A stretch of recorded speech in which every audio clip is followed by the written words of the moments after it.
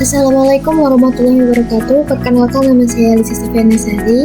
Di sini saya akan menjelaskan tentang mengelola sumber daya proyek. Pengertian sumber daya proyek. Sumber daya proyek mencakup semua elemen yang diperlukan untuk menyelesaikan proyek, termasuk manusia, material, peralatan, teknologi, dan anggaran. Dalam konteks sistem informasi, sumber daya utama sering kali adalah tim pengembang, perangkat keras, perangkat lunak, dan data. Jenis-jenis sumber daya. Yang pertama, sumber daya manusia atau SDM. Tim proyek termasuk manajemen proyek, analisis sistem, pengembang, penguji, dan pemangku kepentingan.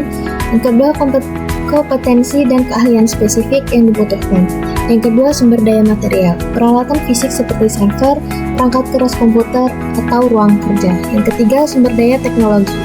Perangkat lunak, framework API, dan alat pendukung lainnya. Yang terakhir, sumber daya finansial. Anggaran yang digunakan untuk membiayai seluruh kebutuhan proyek. Proses pengelolaan sumber daya proyek. Yang pertama, perencanaan sumber daya yang terdiri dari identifikasi kebutuhan sumber daya, penjadwalan sumber daya sesuai dengan tahapan proyek, pengalokasian anggaran untuk masing-masing sumber daya. Yang kedua, pengadaan sumber daya.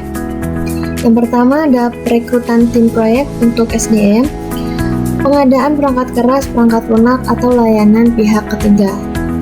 Yang ketiga, pengelolaan tim proyek, ada penentuan peran dan tanggung jawab setiap anggota, motivasi, pelatihan, dan pengembangan kompetensi tim. Proses pengelolaan sumber daya proyek. Yang pertama, pemantauan dan pengendalian. Melacak penggunaan sumber daya untuk memastikan efisiensi, mengelola konflik atau kendala yang berkaitan dengan sumber daya. Dan yang kedua ada pengelolaan risiko yang terdiri dari mengidentifikasi potensi risiko terkait sumber daya seperti kekurangan SDM atau keterlambatan pengadaan.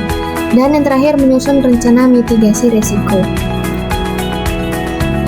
Di kesimpulannya, pengelolaan sumber daya proyek yang baik adalah kunci keberhasilan proyek sistem informasi dengan perencanaan yang matang, pengadaan yang efisien, dan pengelolaan tim yang efektif.